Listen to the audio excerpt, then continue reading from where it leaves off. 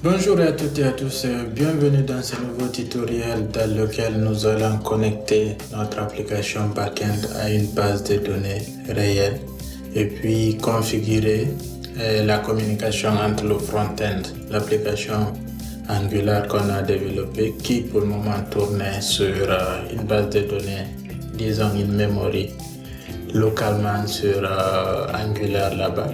Ok. Donc on va essayer de faire cette liaison avec l'application backend et puis de l'application backend aussi. Donc première chose, on va faire la liaison entre l'application backend et une base de données réelle.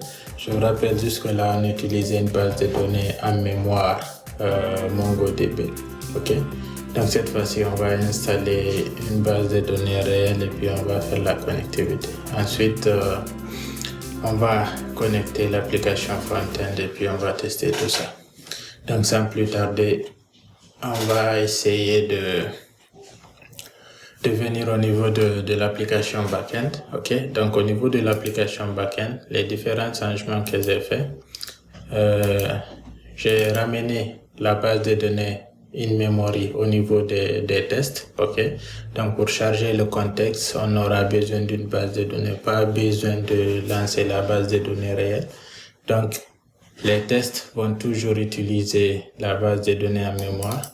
Donc ce que j'ai fait aussi au niveau du fichier pom.xml, donc j'ai renvoyé, vous voyez, la base de données in memory. J'ai mis le scope à test, ok.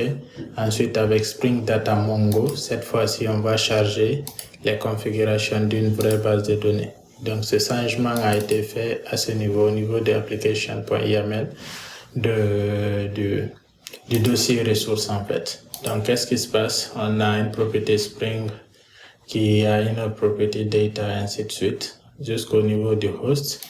Là, c'est l'IP d'une machine locale au niveau de mon environnement local. Ici, voilà le port. Par défaut, je ne l'ai pas changé. OK. L'utilisateur que j'ai créé, to the user, le mot de passe, la base de données d'authentification. OK, la base de données plutôt qui s'appelle todo. Ensuite, la base de données d'authentification aussi. OK. Donc, lorsque je lance la connexion, donc il me dit que tout est beau. OK. Donc si je réduis un peu, dès que tout est beau, il a lancé le serveur. Ok. Donc on va voir au niveau de la machine locale comment j'ai configuré la base de données. Normalement avec Mongo, vous avez une version, disons, SaaS, ok, qui l'héberge sur le cloud. Vous pouvez l'essayer. Donc ce qui va se passer, ils vont générer une base de données pour vous avec des users et des credentials, ils vont vous donner. Donc vous, tout ce que vous aurez à faire, c'est de faire les configurations au niveau local directement. Il doit se lancer et puis attaquer cette base de données. Cette solution, elle est payante, ok. MongoDB a deux versions. Il y a une version Enterprise et une version Community, ok. Donc, pour utiliser la version Community, là, on va l'installer localement sur machine ici, ok. Donc, on va pas utiliser Atlas, on va utiliser on-prem MongoDB local. Donc, voilà aussi la version Enterprise, toujours qu'on peut télécharger et installer à local, mais ça va nous demander une licence. La MongoDB Community, elle demande pas de licence, c'est celle-là que j'ai téléchargée. Vous voyez ici, c'est une machine Windows, ok. Donc, j'ai fait toute l'installation, tout ce qu'il faut.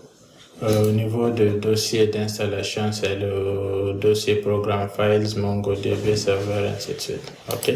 Donc, dedans, on trouve le binaire de Mongo, qu'ils appellent mongod.exe, vu que c'est sur Windows, et un fichier de configuration, mongodb.cfg. Donc, si vous voulez modifier des configs, par exemple ici, c'était à le binding IP était à 127.0.1 pour que il n'autorise pas les connexions à l'externe. Mais vu que la machine où on a notre API est une machine un peu distante qui n'est pas sur ce même ordinateur physique, là, il va falloir qu'on lui donne ici la possibilité d'ouvrir sa connexion aux machines externes en fait. Donc j'ai mis le band IP. Par défaut, MongoDB ne force pas l'autorisation en fait ou bien l'authentification. Donc sur ce fichier là vous pouvez venir modifier et une fois fait c'est installé en tant que service Windows. Vous pouvez juste venir rechercher le service Mongo. Ok, je recherche M. Bingo, c'est celui qui est là. Vous pouvez juste restart après avoir modifié ce fichier de configuration. Mais généralement, ça, c'est géré par l'équipe de base de données. Ok, donc eux, ils vont juste vous donner les informations de connexion qu'on a mis plutôt ici. Ok. Ils vont vous donner les infos de connexion qu'on a mis ici, l'IP de la base de données, le port sur lequel il écoute, le user, le mot de passe et puis le nom de la base de données. Donc, une fois cela est fait, vous rappelez au niveau de fichier principal, j'avais juste créé une, comme on appelle, une to-do ici. Donc, je vais juste, au lieu qu'à chaque fois qu'on relance notre application, il nous crée une to-do. Donc, vu que cette instruction est déjà passée, normalement, lorsqu'on revient au niveau de notre base de données, pour se connecter à la base de données, vous avez plusieurs options. Ok, vous pouvez utiliser tout simplement un client CLI. Ok, ouvrez la CLI, vous connectez dessus ou bien Mongo, lorsque tu l'installes, il te demande si tu veux rajouter un client free qu'ils appellent MongoDB Compass. Ok, il est très basique, mais ça nous permet de nous connecter et voir nos différentes bases de données. Ok, donc ici on a notre base de données To-Do et voilà la collection To-Do. Vous voyez donc, vu que j'avais pas commenté au début l'autre instruction, il nous a juste rajouté finaliser la partie backend, false, le created AdSense, down, ok. Ensuite la version, ok. Donc voilà, donc on est connecté avec la base de données cette fois-ci. Notre application backend est connectée avec cette base de données. Donc on voit que ça marche et lorsque je viens, j'exécute les tests ici, juste pour être sûr. Les tests vont rouler avec la base de données in memory. Ok. Voilà, donc tu vois Embedded Mongo, c'est celui qui est monté là. Et tous les tests normalement passent. Oui, donc dernière chose au niveau de l'application backend, on a dû rajouter, vous savez, pour les cross origines là, pour que le front-end puisse appeler ce backend là qui sont pas dans le même domaine. Ok, on a rajouté un cross origin, on aurait juste pu mettre ici l'IP seulement du front-end, mais vu qu'on va changer d'environnement, j'ai juste mis à all ici. Okay. Parfait. Donc côté connectivité entre notre API et la base de données, c'est correct. Et on utilise cette fois-ci une base de données physique. On va voir comment connecter notre application front-end à l'application back-end. Ok, donc j'ai le code source de l'application front-end ouvert cette fois-ci avec VS Code ici. Ok. Donc, premier changement, je vais juste afficher les différents changements au niveau du commit. Ok. Premier changement que je vais vous montrer, c'est au niveau de la variable d'environnement to-do-URL. Ok. Donc, qu'est-ce que je fais? Je vais juste réduire peut-être ça. Donc, notre base de données, ici, nous sommes sur un même serveur. L'application front-end et l'application back-end sont sur un même serveur. Donc, on peut utiliser localhost ici pour attaquer ce TPI. Ensuite, au niveau des changements, au niveau du service, il y a eu quelques changements. Le service utilisait, comment on appelle, les variables en mémoire. Donc ici, on a juste rajouté le fichier de configuration environnement. Ensuite, ici, vous voyez, ici, on avait juste récupéré un tableau qui est là qu'on a supprimé. Et on récupère cette fois-ci le contenu de la réponse. Vous voyez ici, on récupère la variable d'environnement to-do-URL qui est normalement http://localhost 2.80.80. Parfait. Une fois qu'on a ça, on appelle notre endpoint to-do qui permet juste de récupérer tous les to-do dans la base de données. Vous voyez ici, la méthode c'est get. Ensuite, on souscrit.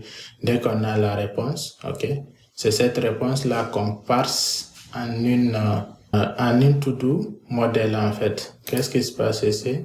Donc ici, on récupère juste data. Parce que vous vous rappelez au niveau de notre...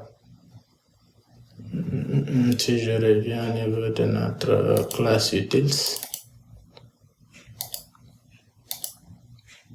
Donc, on a un static code qu'on pouvait tester. Ok, je ne l'ai pas testé, mais vous pouvez tester, voir si le static code est bon avant de retourner quelque chose. Il y a un message.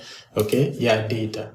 Donc, ici, j'ai juste récupéré le contenu de data qui sera normalement un tableau. Et puis, je l'ai mis dans l'observable ici. Donc, ici, on aurait pu utiliser un gestionnaire de state pour mettre, mais Angular nous fournit celui-ci, le behavior subject, qui nous permet de pusher de la data et derrière tout ce qui souscrit à ce behavior subject là pourront récupérer tel que notre component to do app de l'autre côté. Donc ensuite ici c'est pour le get avec l'id, donc c'est la même chose ici aussi. Je vous laisserai regarder au niveau du GitHub ce changement à ce niveau. Ensuite, on revient au niveau du to-do model. Vu que cette fois-ci, ce n'est pas un number qu'on récupère au niveau de l'ID, c'est plutôt un string. J'ai juste changé le string en number. Ensuite, je vais venir au niveau de l'application HTML. Tout ce qui a changé, en fait, je recevais une erreur parce que dès que le component est chargé, il essaie de voir si ce tableau-là est supérieur à 0. Alors qu'au moment où le component se charge, le tableau, tout le filtre est à nul, donc il affiche un message nul et autres. Donc, côté front-end, voilà les petits changements qu'on a dû rajouter pour que la communication cette fois-ci avec le back-end se passe très bien. Donc, je vais venir juste au niveau de package.json. Ensuite, on va essayer d'exécuter cette application. Donc, start ngserve. Parfait. Le temps que l'application se lance, je vais venir au niveau du navigateur. Ouvrir ici localhost.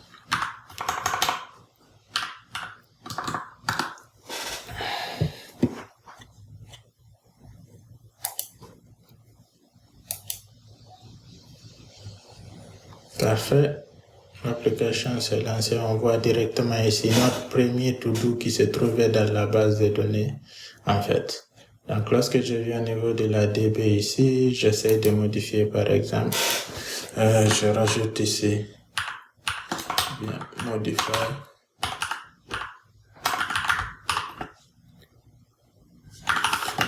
DB.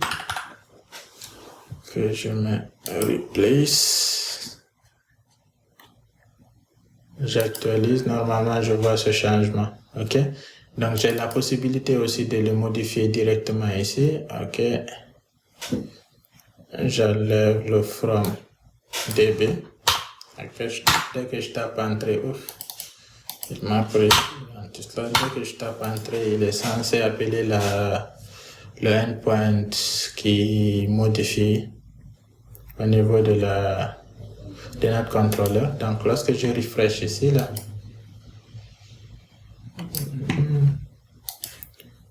comment refresh, bon bah écoute, je vais exécuter, tu vois. Donc ici on a finalisé la partie backend qui a quitté. Donc on a toujours la possibilité de rajouter de nouveaux to-do, ok. Donc par exemple préparer